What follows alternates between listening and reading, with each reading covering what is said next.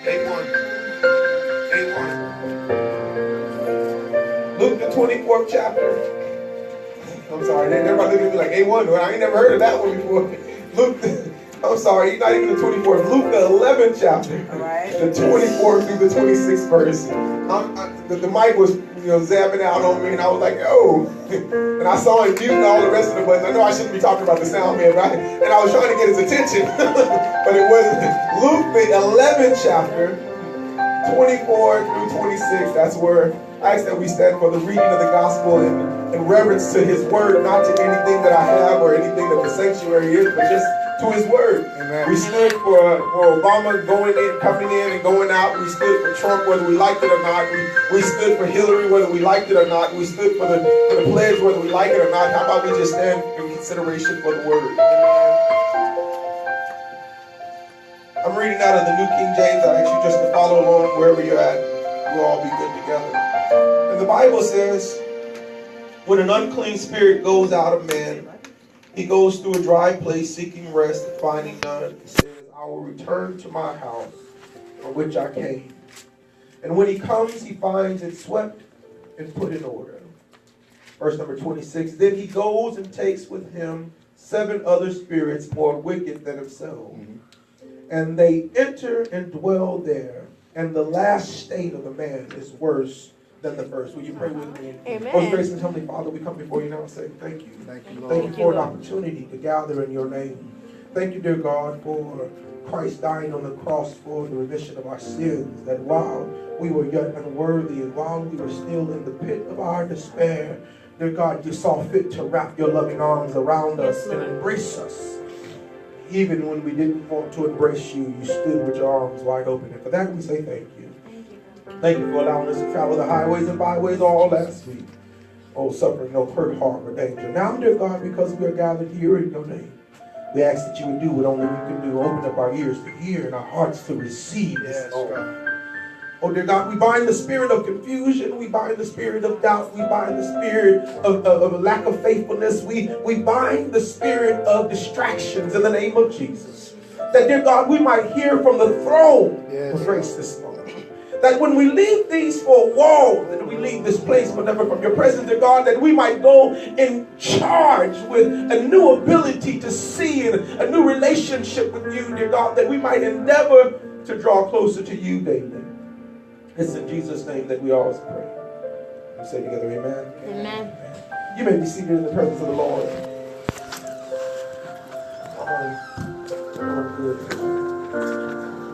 For a quick moment as I was writing the notes for today, I was listening, and the thought from last Sunday was lingering in my mind, the death of a worshiper. And so I realized that God said, I'm not through with you yet, or that context of that theme. So I guess this is going to be part 2 to the death of a worshiper and how do worshipers die. Worshipers die because we offer up empty worship. So just for a moment, I want to talk about the dangers of empty worship. The dangers of empty worship. But we understand that worship is not just how we lift our hands and not how we clap and how we sing and cry out glory to God. And worship is not only us giving our offering and tithes, and worship is not only us doing ritualistic acts or traditional acts in the church, but worship is how we live our lives. Yes.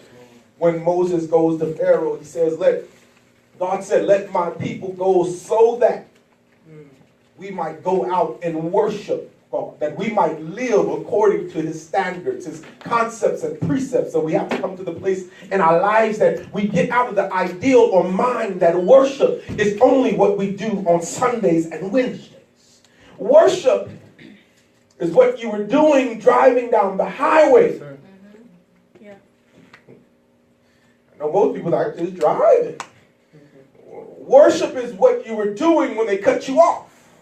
Worship is what you were doing when you got stuck in traffic. Worship was what you were doing on Friday night about 1, 2, 3 3 o'clock in the morning. Well, worship is where you take yourself. Worship is not just what you do in the church. I wish I had just somebody that, could understand this ideal and didn't mind be like, okay, I'm with you, Pastor, I'm tracking. But worship is not how well you're dressed. And worship is not how big your Bible is. And worship is not how many scriptures you know. And worship is not how well you can hop up, That's not worship. Come on. It's an act of it, but it's not it. I told myself I was going to go real slow, real quick, and real calm-like, but I realized who I am, so I'm not going to try to step out of what God gave me.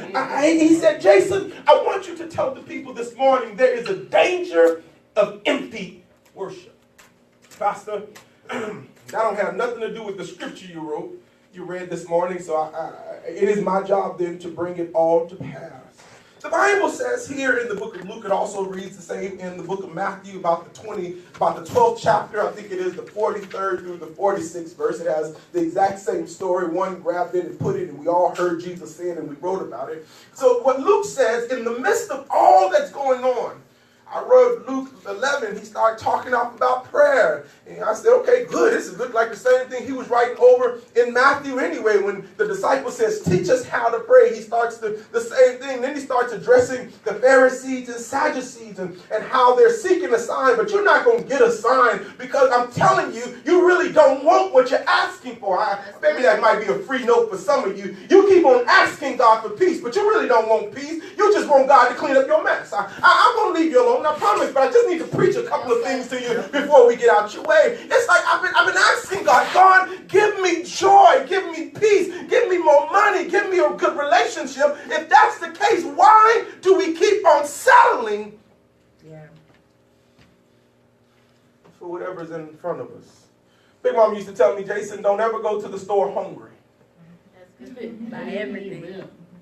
Don't ever go to the store hungry. You buy everything you see. You're eating chips in the aisle. You put $1 in your hand right next to the chip just so nobody thinks you're trying to eat it and steal it. Why don't go to the store hungry is because that you no longer have a long-range plan about what you plan to cook when you get home. You start eating what's in front of you. We come to God oftentimes with the same mentality that we go to the grocery store when we get hungry. God, I want this. Oh, but I'll settle for... I'm going to keep on pushing in this text. I understand. What Luke is starting to write in Matthew and Luke is starting to write, he drops into a statement that Jesus is making. It seemed like he just threw it in there. He says, listen here. He said, when an unclean spirit goes out of a man, he goes through a dry place seeking rest and findeth none. He says, I'll return to my house. Let's deal with that first little piece. When he goes out of a man. Jesus doesn't tell about the process that the spirit is evicted by. Jesus does not tell about how much the man had to lose in order to get rid of the spirit. Jesus did not tell about the stuff he had to get rid of, the folks he had to cut off. Jesus just tells that when he's gone. You got to make up in your mind. This is point number 1. I get in trouble because I say I got 3 points, but I never give you. This is point number 1. I refuse to shack up.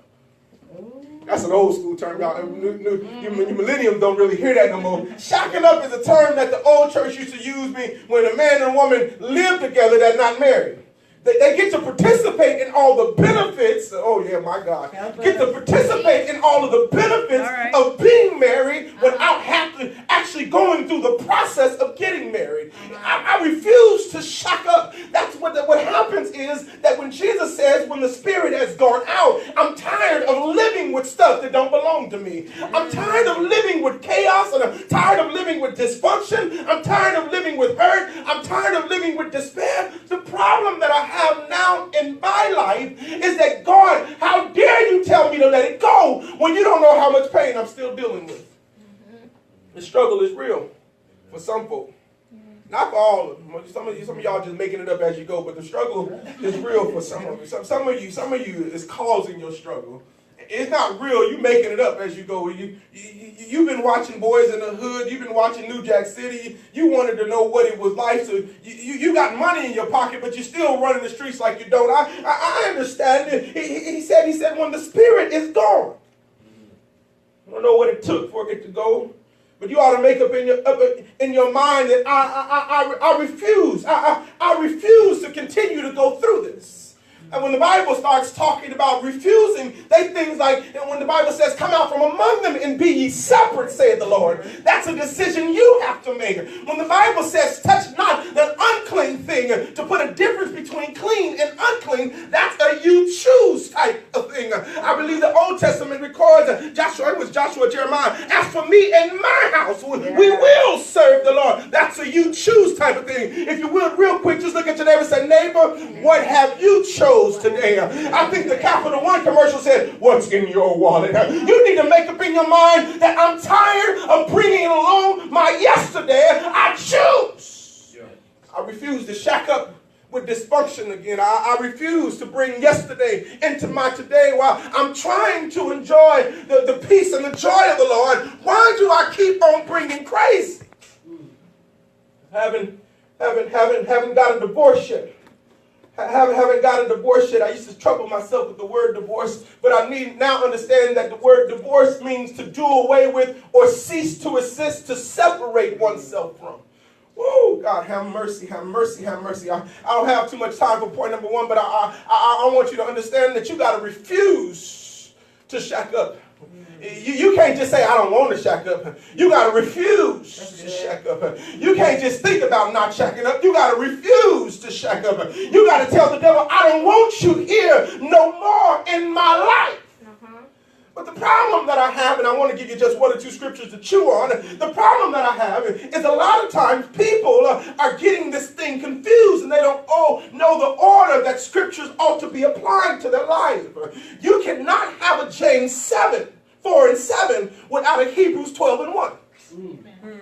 You got to know the Bible a little bit just to kind of know where I'm at. You cannot have a James 4 and 7 without a Hebrews 12 and 1. But James 4 and 7 says, resist the devil and he will flee. Humble thyself under the hand of the... Oh, y'all got to understand. You cannot have a resisting moment until you have a Hebrews 12 and 1 moment. Since we are encompassed by such a great cloud of witness, let us lay aside every weight and sin. Oh, my God. You've been trying to resist the devil, but you have not laid aside your weight and the sin. I understand. You've been trying to deal with your situation, but you're still holding on to the weight and the sin. You've been trying to get deliverance. You've been trying to have peace, but you're still holding on to your weight and sin. You've been trying to have the peace of the Lord or the joy of the Lord, but you're still holding on to your weight and sin. You thought, I understand how it is, and I feel this in my spirit so much. You thought that Romans 10 and 9 did it all, but Romans 10 and 9 only gave you access. Oh my God. Romans 10 and 9 only gave you access. Now it's your time to do Hebrews 12 and 1 so you can have a James 4 and 7. Romans 10 and 9 said, if you would confess with your mouth, believe in your heart, you shall. You thought salvation was just by you opening up your mouth. No, you got to make up in your mind, child of God, that I refuse to shack up with yesterday while trying to be married to today. I refuse to be shacked up with depression while trying to have the joy of the Lord. I refuse to be laid up with, Point number one, I'm sorry, I'll leave you there. The problem now is that we have a bunch of empty worshipers. Because we came to the text or to the altar with the Romans 10 and 9 in our mouth, but nobody executed Hebrews 12 and 1. We came to God with the Romans 10 and 9 in our mouth, but nobody went home and practiced James 4 and 7. You got to make up in your mind that I'm tired of being with yesterday, trying to get a hold of my today. Point number two that Jesus didn't blow us out in this text. Point number two is that it's an appearance without substance. The reason why there's empty worshipers and the reason why the worshipers are dying is because we have an appearance without substance. The Bible says that after he leaves, he goes to a dry place trying to find rest, and he found none. He says, I will return to my house. Let me go backwards just a little bit. He said in my house. The reason why he can say my house is because you gave him a key. Oh my. The reason why he can say my house because y'all married, you never got a divorce. The reason why he's still saying my house is because you just asked him to leave. You didn't kick him out. You didn't give him eviction notice. You didn't tear up his stuff. What's that? I wish I could remember that one movie with Angela Bassett and all the big boy people. She threw all them people, she threw all them people, that boy's stuff in the yard, set that joker on fire, sold the car for $1. You need to make up in your mind that whatever the devil gave me, I'm willing to burn that mess in the yard. You can't come back up. I'm sorry. Come on. I'm sorry. You haven't had your exhale moment. I understand. You still holding on. You need to learn how to let. Don't tap your neighbor. Tell me you have to tap yourself. You might need to let go of some things. You might need to let go of some things because some things is the thing that has you weighted down. However, he moves on to point number 2, and he said the problem that we have empty worship is because we have an appearance but no substance. The Bible says in verse 25, when he comes, he finds it swept and put in order. He said he finds it clean, but he doesn't find no markers on it. He doesn't find any labels on it. He only finds it clean. He only finds the chairs put back in their place, but he doesn't find any type of circumstances, any type of tags, any type of hashtags to say whose this belongs to. It looks the part, but it has no substance. It shouts real good, but it has no substance. It reads scriptures, but it has no substance. It comes to church, but it has no substance. It preaches, but it has no substance. It plays, but it has no substance. It sings, but it has no substance. It deacons, but it has no substance. It ushers, but it has no substance. It works back behind the scenes, but it has no substance. Y'all think I'm lying to you? You remember how in Mark 11, Jesus comes out of Bethany and he says, you know what, I'm getting kind of hungry. He sees a fig tree from far off and the fig tree is full of leaves. But when he got up on the fig tree, it had no fruit. Oh my God. I'm going to help you with a relationship in the telling of the story. He said, when I got to the tree, it had no fruit. And so when I saw the tree with no fruit, I cursed the tree because what it should have been doing, it wasn't. That's how they're helping you in your relationship. Because you've been seeing stuff from afar off. She looked good. He sounded good, but they had no. I know this might be hard because you might have to let go of some of your homeboys, some of your ride or dies, but they have no fruit. I got your back, dog. Yeah, baby, you my only thing. You my everything. You my sweet thing. Oh, yeah, you know I love you. But when I need you, you can't show up for me. If I'm not naked, you ain't got nothing for me. You have some things are only good for the fire. Some things are only good for the fire. It has an appearance, but it has no substance. That's good. I love you, Jesus. Right. I worship and adore you. Sing it. Just want to tell you right. that I love you more than anything. But you hate his people. I love you, Jesus. I worship and adore you. Just want to tell you that I love you more than anything. But you don't give tithes and offering. I love you, Jesus. I worship and adore you. Help us. Just want to tell you that I love you more than anything. But you won't come to church or Bible study. I love you, Jesus. Okay. I worship and adore you. Just want to tell you that I love you more than anything. Empty, with no substance. See, what I understand now is that a lot of people have gotten into the practice of church tradition, but don't have a relationship. Oh, I promise I am.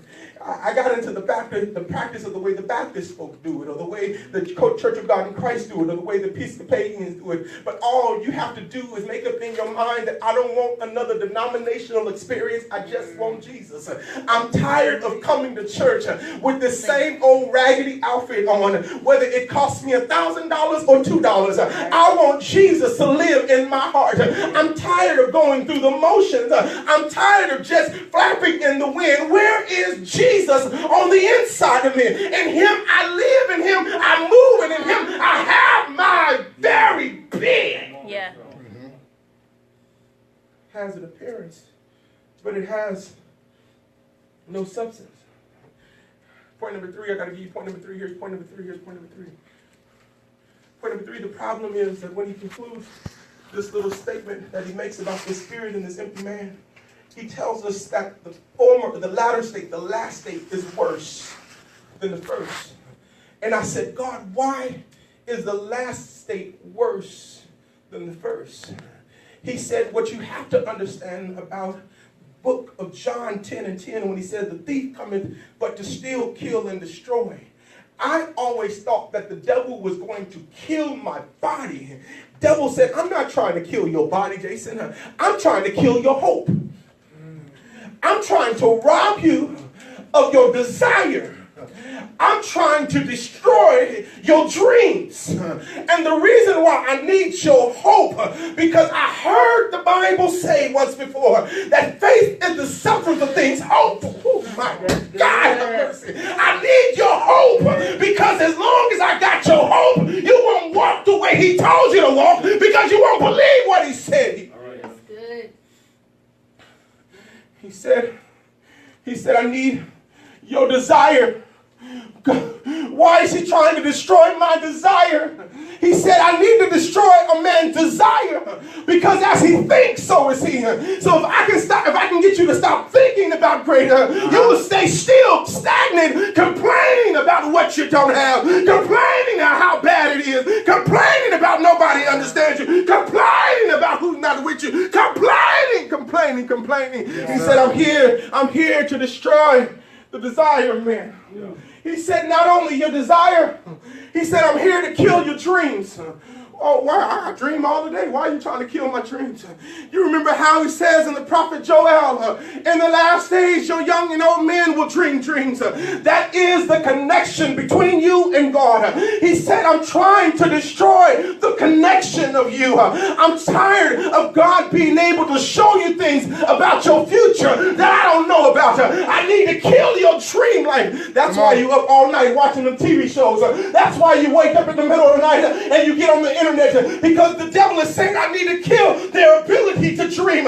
How do I kill their ability to dream? I fill their mind with all kind of other stuff. Oh my God, my God, my God, my God, my God, my God, my God. He said, I don't need to kill your flesh right now. I'm trying to kill the things that make your tomorrow prosperous. He said, I just need you to go to church. I'm all right with you going to church. I'm all right with you singing in the choir, as long as you don't desire God. For David said, early in the morning will I seek thee. As long as you don't desire God, you will never hide his word in your heart. As long as you don't hope for things, you will never get up and say, God, wherever thou lead me, there will I follow. He said, I need to let you know.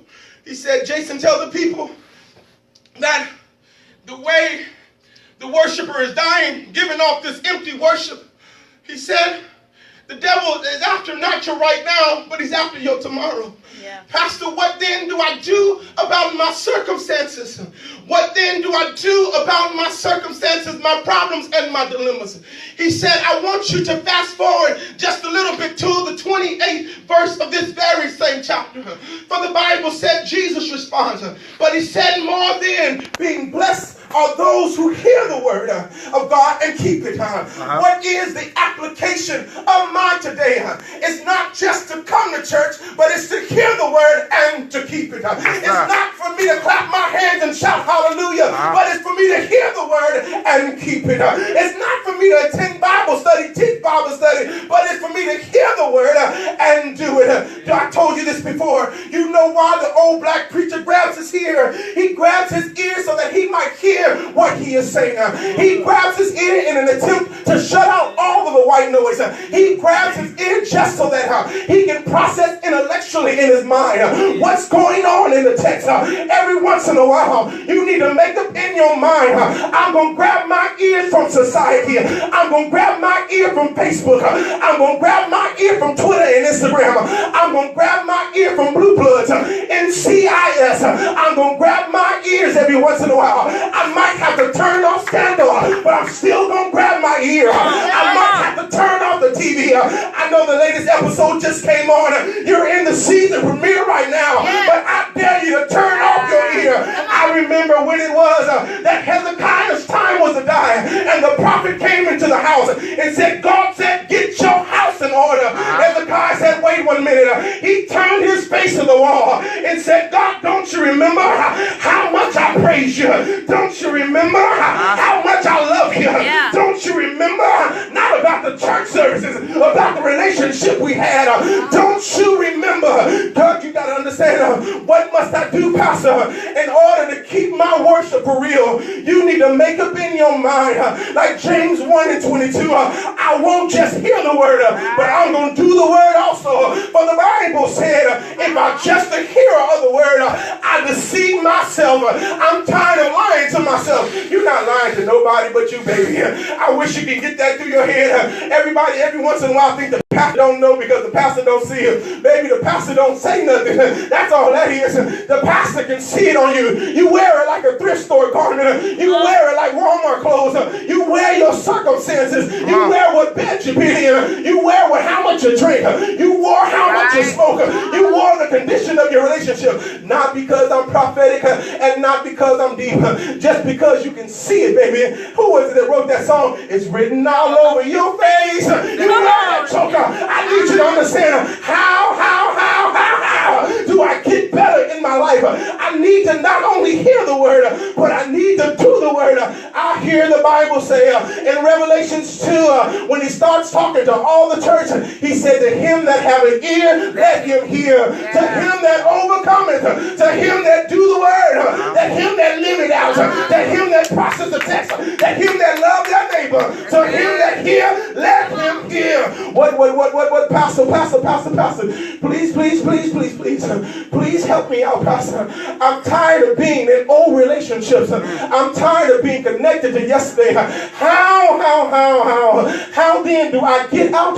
Don't you remember how the writer of Hebrew writes in Hebrews 13:1, let love abide. Don't you remember how Paul writes to the church in Corinthians in 13:2, he said, I might have the gift of prophecy. I might have faith of all mysteries. I might be able to have faith to move mountains. I might. But if I don't have love, I don't have nothing. Why is it important, Pastor, for me to have love? Because God so loved the world that he gave his only begotten son. Why is it important, Pastor, for me to have love in my heart? Because while I was yet a sinner, God commended his love towards us. Oh, my God, my God, my God. I've been trying to love on God and not love on my brother, man. How dare you have a relationship with whom you have not seen and hate those who you have seen? The Bible declares you a lie and the truth's not in you. We've been offering up worship here, but haven't been offering up worship here. Yes. Come on. We've been offering up worship here, but haven't been worshiping God here. We've been offering up God worship here, but haven't been worshiping God here.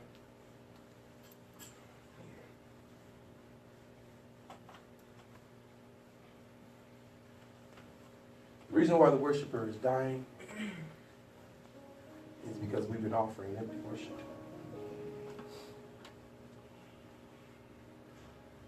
Lately, I heard a writer say it lacks luster, substance. It sounds good, but it's empty. At times it even feels good, but it's still empty. I want you to get to the place in your life that you reconcile that God is sovereign. And because he's sovereign, he knows what's best for me. Because he's sovereign, I might not always understand, but I know that he's working it out for me. Because he's sovereign, I might be in the battle when I think this battle is for my life, but because he's sovereign, I know that no weapon formed against me shall prosper. It might seem like the answer is so far away, but I know because he's sovereign, they that wait on the Lord, he shall renew their strength. Tired of just flapping in the wind, jumping from relationship to relationship, situation to situation. You're tired of crying, saying, Lord, help, and it seems like no answer has come. It's time to get into a posture of worship. The posture of worship is the position. For some of you, the position is just like this, and some is just like this, and some is like this. Some you might have to lay down on the floor, some might you have to bend the knee. Whatever your position is, your body doesn't matter. It's about your heart. You can run the aisles, you can lay on the floor, you can fall out, it does not matter. But if your heart is not in it, it's empty. If your heart's not in the relationship with your husband and your wife, it's empty. If it's not in the relationship between your mother and your father, it's empty. Your sister and your brother, it's empty. If you go one step further, if it's not, your heart is not in the prayers for those who have persecuted you or your enemies, it's empty. The moment you put your mouth on somebody, I want to help you real quick. You're not talking about them, you're talking about their creator. I might not like your ways, but I dare not ever say I don't like you. I gotta love you with all of my fiber, with all of my... I can't stand some people's behavior, but I love everybody. You gotta make up in your mind that I'm tired of trying to love God and hate his people. I cannot, listen here, this is not just talking about people outside the house, this is talking about people inside the house. My mother and father was not there in my life. I hated them for a long time. But God says, as long as you hate them, you hate me. Come on. Yeah. As long as you don't forgive them, I can't forgive you. How do I have my worship have substance? I start loving what God loves and hating what God hates. Did y'all get that? I love what he loves and I hate what he hates. Since he loves what he has created. Gee, I gotta love what he's created. I do not like sin, but I'm in love with sin. One sin is not any better or greater or worse than any other sin. Lying is no different, smaller, better, worse than homosexuality, killing, murder, child pornography, child molestation. None of it's different. The Bible says if you transgress one part of the law, you're a transgressor of the whole law. I'm not here to preach on a particular sin. I preach against sin, period. That's good. But while I preach on sin, I stand with my arms wide open, saying you might be in a sticky, messy, funky situation.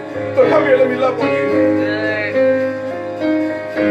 Your conditions might not be ideal, but let me love on you. I'm so in love with what God loves. I don't care what you smell like. I don't care where you've been. I don't care what comes out of your mouth. I'm in love with you. Because he's in love with you. God loves you. Even when you can't love yourself. God loves you even when mom and daddy reject you. God still loves you. How do I know that he loves me? Besides the cross? How do I know that he loves me? You mean besides the doors that you've been walking in that you didn't qualify for? How do I know that he loves me?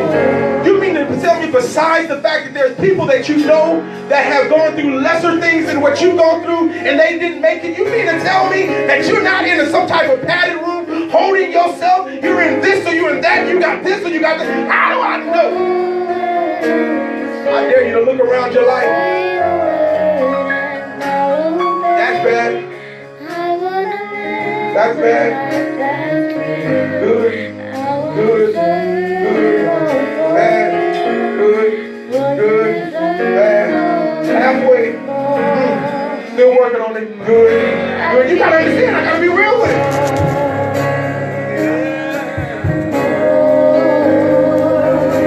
Worshipers are dying left and right.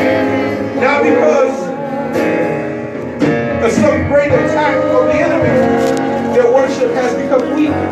has become empty. Everyone standing all over this place.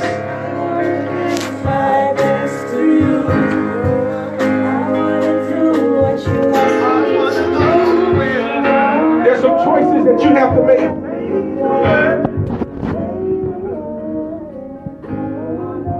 It's not about what I do or say inside of the sanctuary. It's about what I do or say when I leave the sanctuary. It's not about how I hug the people in the church. It's how I treat the people outside of the church that God put me for. It's how I respond when things work and how I respond when things don't work at all. He says, I'm tired of people coming to me saying, give me peace and give me joy. And as soon as they get a little bit from me, they run off back to the thing that I just delivered them from. You got to make up in your mind. Devil, I want a divorce. I'm tired of shacking up. I'm tired of playing house with you. I'm tired of accepting the temporary feelings of my emotional man. I'm looking for something so much greater than what you're doing to my flesh. I'm tired of being with you. I want out. You can have back the teddy bear. You can have back the ring. You can have all the pictures. I don't want it anymore. I'm out. You gotta make up in your mind that I'm tired of coming to church just enjoying the atmosphere. I'm gonna come to church and I'm gonna get all in.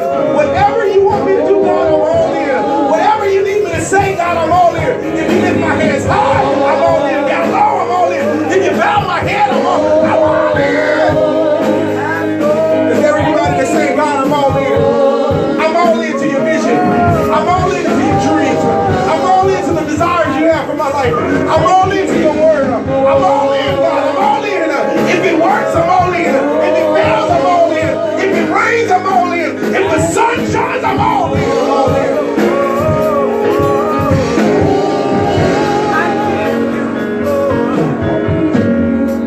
Every head bowed, every eye closed, all over this place.